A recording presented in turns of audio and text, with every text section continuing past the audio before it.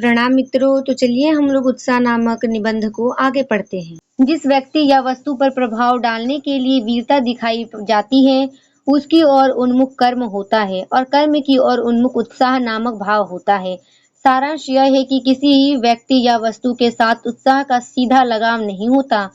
समुद्र लांघने के लिए जिस उत्साह के साथ हनुमान उठे हैं उसका कारण समुद्र नहीं, समुद्र लांघने का विकट कर्म है। कर्म भावना ही उत्साह उत्पन्न करती है, वस्तु या व्यक्ति की भावना नहीं।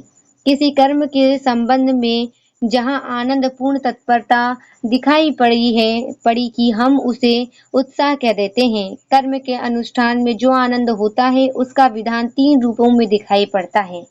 पहला कर्म भावना से उत्पन्न, फल भावना से उत्पन्न और तीसरा आगंतुक अर्थात विषयांतर से प्राप्त।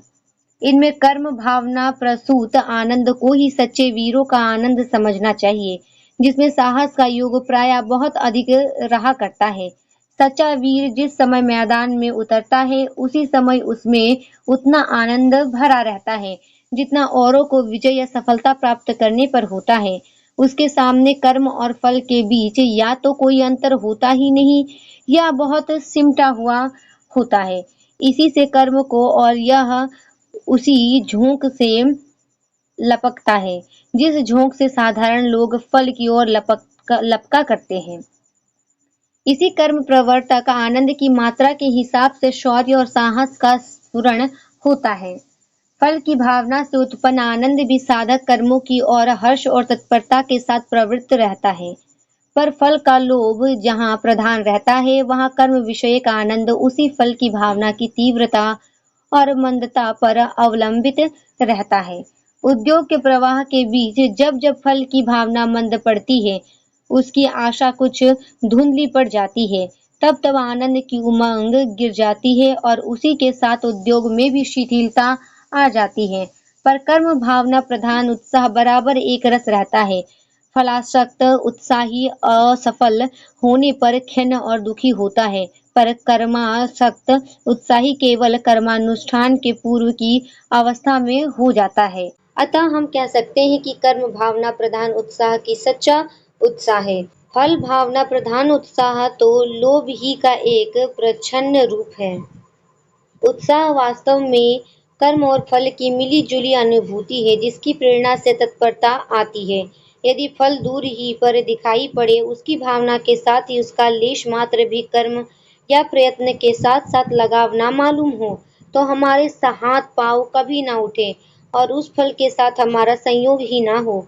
उसमें कर्म श्रृंखला की पहली कड़ी पकड़ते ही फल के आनंद की भी कुछ अनुभूति होने लगती है। यदि हमें यह निश्चय हो जाए कि अमुक स्थान पर जाने से हमें किसी प्रिय व्यक्ति का दर्शन होगा, तो इस निश्चय के प्रभाव से हमारी यात्रा भी अत्यंत प्रिय हो जाएगी। हम चल पड़ेंगे और हमारे अंगों की प्रत्येक गति में प्रफुल्लता दिखाई देगी। यही प्रफुल्लता कठिन से कठिन कर्मों के साधन में भी देखी जाती है। वे कर्म तो प्रिय हो जाते हैं और अच्छे लगने लगते हैं। जब तक फल का पहुंचाने वाला कर्म पता अच्छा न लगेगा, तब तक केवल फल का अच्छा लगना कुछ नहीं। फल की इच्छा मात्र हृदय में रखकर जो प्रयत्न किया जाएगा, वह अभावमय और आनंद शून्य होने के कारण निर्जीव सा होगा।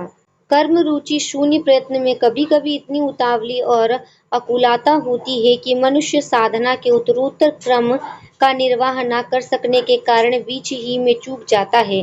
मान लीजिए कि एक ऊंचे पर्वत के शिखर पर विचरते हुए किसी व्यक्ति को नीचे बहुत दूर तक गई सीढ़ियां दिखाई दी और यह मालूम हुआ कि नीचे उतरने पर सोने का ढेर मिलेगा। यदि उसमें इतनी सजीवता है कि उक्त सूचना के साथ ही वह उस स्वर्ण राशि के साथ एक प्रकार के मानसिक संयोग का अनुभव करने लगा तथा उसका चित्त प्रफुल्ल और अंग सचेष्ट हो गए, तो उसे एक एक सीढ़ी स्वर्णमय दिखाई देगी। एक एक सीढ़ी उतरने में उसे आनंद मिलता जाएगा, एक एक क्षण उसे सुख से बीतता हुआ जान पड़ेगा और वह प्रसन्नता के साथ उस स्वर्ण राशि तक पहुंचेगा। इस प्रकार उसके प्रयत्न काल को भी फल प्राप्ति काल के अंतर्गत ही समझना चाहिए। इसके विरुद्ध यदि उसका हृदय दुर्बल होगा और उसमें इच्छा मात्र ही उत्पन्न होकर रह जाएगी, तो अभाव के बोध के कारण उसके चित्त में यही होगा कि कैसे झट से नीचे पहुंच जाए। उसे एक एक सीढ़ी उतरना बुरा मालूम होगा और आश्चर्य नहीं है कि वह या तो हार कर बैठ जाए या लड़खड़ाकर मुंह के बल गिर पड़े। फल को विशेष आसक्ति से कर्म के लाघव की वासना उत्पन्न होती है। चित्त में यही आता है कि कर्म बहुत कम या बहुत सरल करना पड़े और फल बहुत सा मिल जाए। श्री कृष्ण ने कर्म मार्ग से फलाशक्ति को प्रबलता हटाने का बहुत ही स्पष्ट उपदेश दिया, पर उनके समझाने पर भी भारतवासी इस वासना से ग्रस्त होकर कर्म से तो उदासीन हो बैठे और फल के इतने पीछे पड़े कि गर्मी में ब्राह्मणों को एक पैठा देकर पुत्र की आशा करने लगे। 4 आने रोज का अनुष्ठान करा के व्यापार में लाभ, शत्रु पर विजय, रोग से मुक्ति, धन धान्य की वृद्धि तथा और भी न जाने क्या क्या चाहने लगे। आसक्ति प्रस्तुत या उपस्थित वस्तु में ही ठीक कही जा सकती है। कर्म सामने उपस्थित रहता है, इससे आसक्ति उसी में चाहिए। फल दूर रहता है, इससे उसकी और कर्म का लक्ष्य काफी है।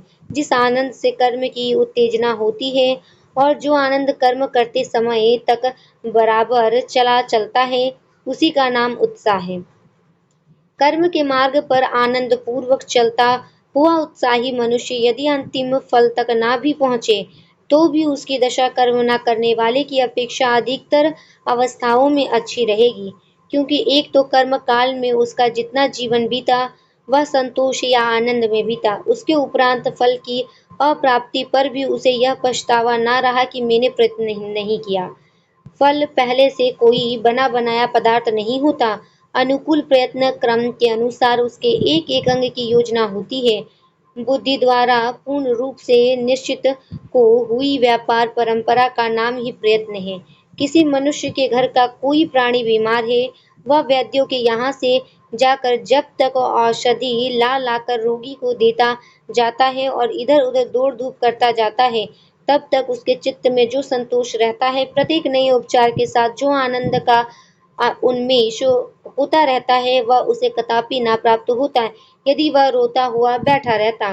प्रयत्न की अवस्था में उसके जीवन का जितना अंश संतोष, आशा और उत्साह में बीता, अप्रयत्न की दशा में उतना ही अंश केवल शोक और दुख में कटता। इसके अतिरिक्त उसके एक एक रोगी के न अच्छे होने की दशा में भी वह आत्मग्लानि के उस कठोर दुख से बचा रहेगा, जो उसे जीवन भर यह सोच सोचकर होता कि मैंने पूरा प्रयत्न नहीं किया। कर्म में आनंद अनुभव करने वालों ही का नाम कर्मण्य है। धर्म और उदारता उच्च कर्मों के विधान में ही एक ऐसा दिव्य आनंद भरा रहता है कि कर्ता को वे कर्म ही फल स्वरूप लगते हैं। अत्याचार का दमन और क्लेश का शमन करते हुए चित्त में जो उल्लास और तुष्टि होती है, वही लोकोपकारी कर्मवीर का सच्चा सुख है। उसके लिए सुख तब तक के लिए रुका नहीं रहता जब तक कि फल प्राप्त न हो जाए, बल्कि उसी समय से थोड़ा थोड़ा करके मिलने लगता है जब से वह कर्म को और हाथ बढ़ाता है। कभी कभी आनंद का मूल विषय तो कुछ और रहता है, पर उस आनंद के कारण एक ऐसी स्फूर्ति उत्पन्न होती है जो बहुत से कामों की ओर हर्ष के साथ अग्रसर करती है। इसी प्रसन्नता और तत्परता को देख लोग कहते हैं कि वे काम बड़े उत्साह से किए जा रहे हैं। यदि किसी मनुष्य को बहुत सा लाभ हो जाता है या उसकी कोई बड़ी भारी कामना पूर्ण हो जाती है, तो जो काम उसके सामने आते हैं उन सबको वो बड़े हर्ष और तत्परता के साथ करता है। उसके इस हर्ष और तत्परता को भी लोग उत्साह ही कहते हैं।